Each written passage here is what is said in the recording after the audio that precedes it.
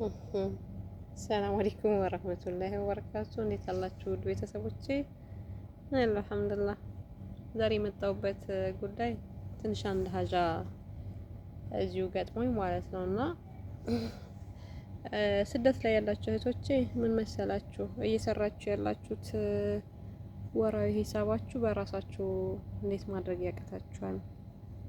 ወር ካለፈ 15 ቀን ካሳለፋችሁ በኋላ እንደው አልሰጥ ብለዋችሁ 15 ቀን ምናልባት ሳምንት እሺ፣ እንዴት የሁለት ወር የሶስት ወር ሂሳብ ብሎም የስድስት ወር ሂሳብ እንዴት እነሱ ጋር ሊቀመጥ ይችላል? የዚህን ያህል ምን አይነት እምነት ነው የምትሰጧቸው? እና አሁን የመጣሁበት ጉዳይ ሁለት ሰራተኞች ከአንድ ቤት ላይ ነው። ሴትዮዋ የሶስት ወር ሂሳብ ያዘችባቸውና ሲጠይቋት ዛሬ አልፈልጋችሁም ውጡ ከቤቴ ብላ ወደ ውጭ አስወጣቻቸውና ወደ ውጭ መውጣት አንፈልግም ብለው አሁን ለጊዜው ያሉት ክፍላቸው ዘግተው ነው የተቀመጡትና ሴትዮዋ ደውለን ስናናግራት የለብኝም ብላ እየካደች ነውና ግን የመጨረሻ የላክሽበትን ደረሰኝ ላኪልን ብለናታል። ምናልባት ከላከች አሁን ማለት ነው። እሷ እንደምትለው የለብኝም ከአንድ ወር ውጭ ትላለች። ሴቶቹ የሶስት ወር ሂሳብ አለኝ እያሉ ነውና ስራ አቁመው እሷ ከቤት ይውጡ ብላ ነበረ። ቤት ግን አንወጣም ስላሉ ክፍላቸው ይገኛሉ። እና ያመጣቸው ደላላ ጋር ሲደወል ለጊዜው አስተካክላለሁ እያለ ነው። በእነሱና በእሷ ያለው ነገር በምን እንደተጋጩ እሱን አስተካክላለሁ እያለ ነው። ግን የኔ ጥያቄ ምን ያህል እምነት አለን ነው? እነሱ እኮ በጣም ጨካኝ ናቸው ወላሂ። በዚህ ልክ እንዴት አምናቸው የሁለት ወር ሂሳብ የሶስት ወር ሂሳብ የአራት የአምስት የስድስት ወር እንዴት እነሱ ጋር ይቀመጣል? እንደው ባካችሁ ሂሳባችሁ በቃ እንደው እንዴት ብዬ እንደምናገር ይከብደኛል። እንደው ባታገቡም ልጅ ባይኖራችሁ እንኳን ልጅ አለኝ ወጪ እፈልጋለሁ የትምህርት ቤት አለብኝ ብላችሁ ከእጃቸው አስወጡ። አንዳንዶች አይሰጡም እያላቸው አይሰጡም። ለሰራተኛ ከሚሰጡ እንደው ላልሆነ ሰው በቃ ወስደው እንደዚህ እንደ እንትን ማለት ነው። ምንድን ነው የሚባለው?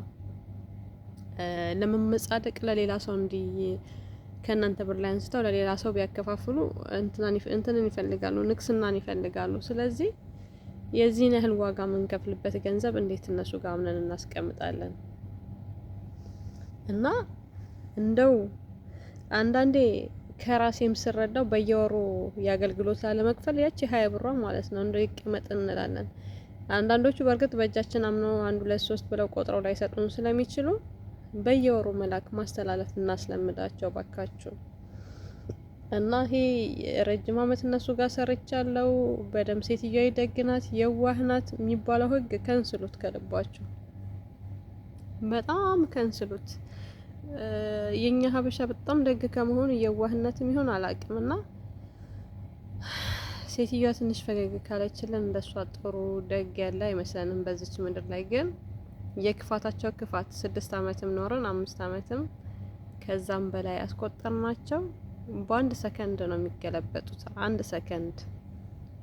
አንድ ሰከንድ ላይ ከተባለው ነገር ቢጎልባት ሴትዮዋ ትገለበጣለች። ምክንያቱም ከኛ ጋር ምንም ሀጃ የላትም። ለምን? ገንዘብ አላት።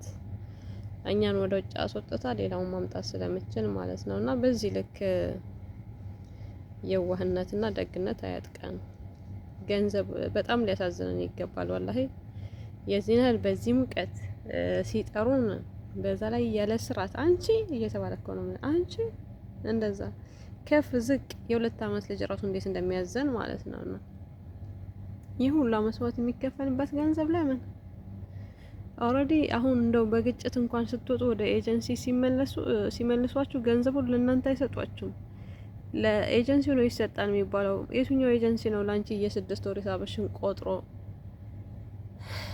በእርግጥ እሷም ስትመለስሽ እንደው እንደ ክስተት ባትግባቡ እንኳን እሷ ስትመለስሽ የአገልግሎት የከፈለችው ይሄ ለኛ አገር ተሀየሉ 6000 ብር ነው መሰለኝ የሚከፍሉት ለኦፊስ።